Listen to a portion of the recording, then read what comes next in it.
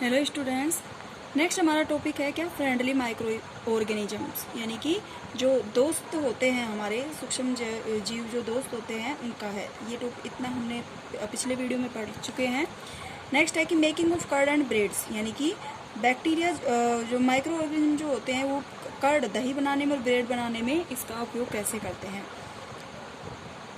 You have learned that milk is turned into curd by bacteria, यानी कि हमने पढ़ा है कि तुम लोगों ने पढ़ा है कि जो दही है उसको दूध से दही बनाने के लिए बैक्टीरिया जो होता है उसका उपयोग किया जाता है। Curd contain survival micro organism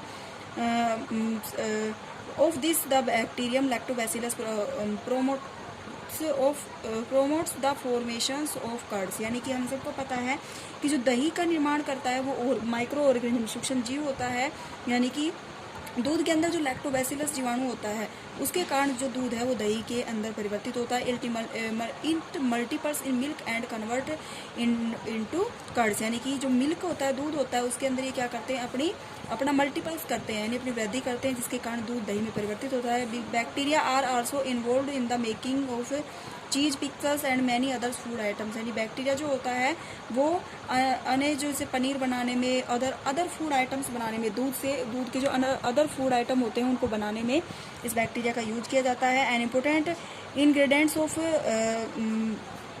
रावा, यानी कि sooji, idlis and बैक्टीरियस is curds, यानी कि जो ये बैक्टीरियाज होते हैं ये सूजी से जैसे हम इडली बनाते हैं, दही बनाते हैं, इनमें भी इनका जो उपयोग किया जाता है। Bacteria and yeast are also helpful for fermentations of rice, idlis and dosa batter, यानी बैक्टीरिया जो होते हैं, बैक्टीरिया और यीस्ट जो होते हैं वो इडली डोसा बनाने में भी हेल्पफुल होते हैं। आगे आता है हमारा पोमिकल्स यूज ऑफ माइक्रो ऑर्गेनिजम्स का, यानी कि अन्य जो पेय पदार्थ होते हैं उनमें बनाने में और भी अन्य चीज़ें होती हैं जिनमें बनाने में उपयोग किया जाता है। जैसे कि micro organism are used for the large scale productions of alcohol, wine and acetic acids. Micro organism जो होते हैं, सूक्ष्म जीव जो होते हैं, उनका लार्ज स्केल प्रोडक्शन, यानी कि बड़े पैमाने पर इनका उत्पादक किनका, अल्कोहल, वाइन और एसिटिक एसिड्स जो होते हैं इनका बड़े पैमाने पर उत्पादन करने में किया जाता है। यीस्ट इज यूज फॉर पोमिकल्स production of alcohol and wine, यानी यीस्ट का जो ज़्यादातर पेय पदार्थों के रूप में यीस्ट का उपयोग किया जाता है वो किसमें, अल्कोहल और वाइन बनाने में किया जाता है। For this purpose yeast is grow on natural sugars present in grains like बैरली, wheat, rice, pressed fruits, juices आदि, यानी कि यीस्ट का उपयोग जो होता है ना वो नेचुरल जो शुगर्स होते हैं जैसे कि उनको प्रेजेंट इन ग्रेन्स, यानी कि नेचुरल शुगर जो प्रेजेंट इन अनाज के अंदर जो प्रेजेंट शुगर होती है उसका उपयोग करने के लिए किया जाता है। जैसे बियरली, व्हीट के अंदर, राइस के अंदर, कैसड फ्रूट्स के अंदर, जूस के अंदर, इनके सब का निर्माण जो होता है इनसे परिवर्तित करने में किया जाता है। आगे आता है हमारा कि medical use of micro organism. Medical use में भी माइक्रो ऑर्गेनिज्म का जो उपयोग किया जाता है, जैसे इसका बताया था रिमेंबर, यानी कि मेडिकल में यूज किया जाता है माइक्रो ऑर्गेनिज्म का, इसका बताया था लुईस पास्चर ने डिस्कवर किया था फ्रीमेशन इन 1857 में। तो whenever you feel in the doctor may give you some antibiotic tablets, capsules और इंजेक्शन सच एज पेनिसिलिन, यानी कि डॉक्टर जो होते हैं वो कुछ एंटीबायोटिक टैबलेट्स, कैप्सूल्स और कैप्सूल जो इंजेक्शन होते हैं उनका भी बनाने में इसका उपयोग करते हैं, such of penicillin. The sources of this medicine is micro organism, यानी कि जो माइक्रो ऑर्गेनिज्म होते हैं वो मेडिसिन बनाने के भी स्रोत होते हैं। दिस मेडिसिन किल और स्टॉप द ग्रोथ और डिजीज केसिंग माइक्रो ऑर्गेनिज्म, यानी कि माइक्रो ऑर्गेनिज्म जो होते हैं वो जो बहुत सारे जो बीमारियां होती है उनके जो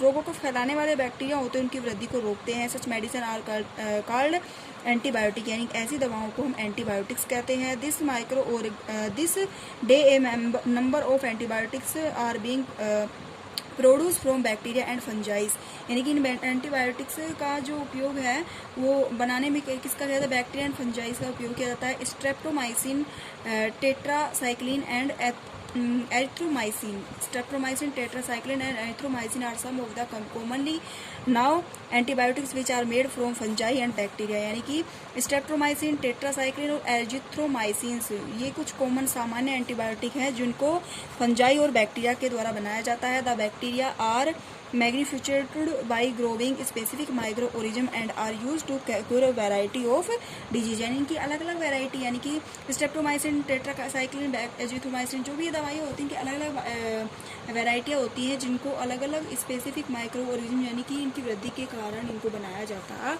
है। यानी कि सभी बैक्टीरिया जो होते हैं हमारे बॉडी के लिए हानिकारक नहीं होते हैं और सभी बैक्टीरिया जो होते हैं हमारी बॉडी के लिए सही नहीं होते हैं। ठीक है। देन नेक्स्ट आता है वैक्सीन। वैक्सीन देखो, These days, vaccines are made on a large scale for microorganisms to protect human and others animals for survival disease। यानी कि वैक्सीन जो होती हैं उनका निर्माण भी बहुत बड़े पैमाने पर माइक्रोऑर्गेनिज्म के द्वारा किया जाता है जो मनुष्य की और अदर जीवों की बहुत सारे रोगों से सुरक्षा करती हैं। वैक्सीन जो बताया था वो एडवर्ड जेनर ने बताया था, डिस्कवर किया था फॉर सैम्पलॉक्स इन 1889 में। When a disease carry microbes enter our body, the body produce antibiotics fight the invaders। यानी कि इसको क्या किया जाता है कि ये वैक्सीन जो होती है इनको हमारी बॉडी के अंदर एंटर करवाया जाता है जिसके कारण ये हमारी बॉडी में बाद में जो रोग होते हैं उनसे प्रतिरोधक क्षमता जो हमारी बॉडी के अंदर उत्पन्न करती है। The body also remember have to fight the microbe enter again. यानी कि जो हमारी बॉडी के अंदर जो माइक्रोब जो होते हैं छोटे छोटे सूक्ष्म जीव हमारी बॉडी के अंदर होते हैं जो हमारे शरीर के लिए हार्मफुल होते हैं उनसे हमारे फाइट करते हैं। जो हम वैक्सीन लेते हैं वो उन रोगों को बढ़ाने से रोकने के लिए हमारी जो बॉडी है वो क्या करती है, फाइट करती है। इफ़ डेड और weakened microbes are introduced into a healthy bodies, the body fight and kills the invading bacteria by producing suitable antibodies। The antibodies remain in the body and we protected from disease causing microbes forever. यानी कि जो देखो vaccine का role क्या होता है कि vaccine जैसे हमारे बॉडी के अंदर एंटर करवाई जाती है, जैसे अब क्या करते हैं कि पोलियो की वैक्सीन जो होते हैं वो कम उम्र के अंदर ही डाल दी जाती है, कम उम्र में हमारी बॉडी के अंदर प्रवेश करा दी जाती है। तो भविष्य में, निकट भविष्य में अगर हमें कभी पोलियो होता है तो हम उससे रोगग्रस्त नहीं हो पाएंगे। ठीक है। देन नेक्स्ट हमारा आता है इंक्रीजिंग सोइल फर्टिलिटी। यानी कि मिट्टी जो होती है उसकी फर्टिलिटी यानी उसकी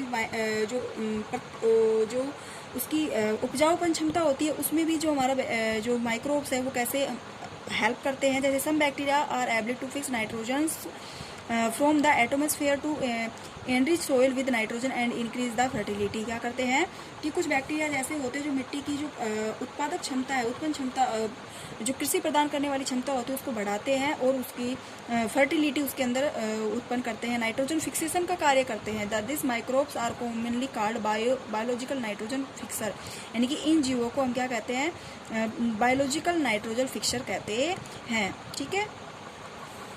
क्लीनिंग द एनवायरनमेंट। एनवायरनमेंट को क्लीन करने में भी बैक्टीरिया का जो होता है उपयोग किया जाता है। एनवायरनमेंट क्लीन करने में भी जैसे कि हम कई जगह पर क्या करते हैं कूड़ा कचरा डाल देते हैं तो वहाँ पर भी कुछ बैक्टीरिया जो होते हैं जो एनवायरनमेंट को क्लीन करने में हमारे जो उपयोगी होते हैं।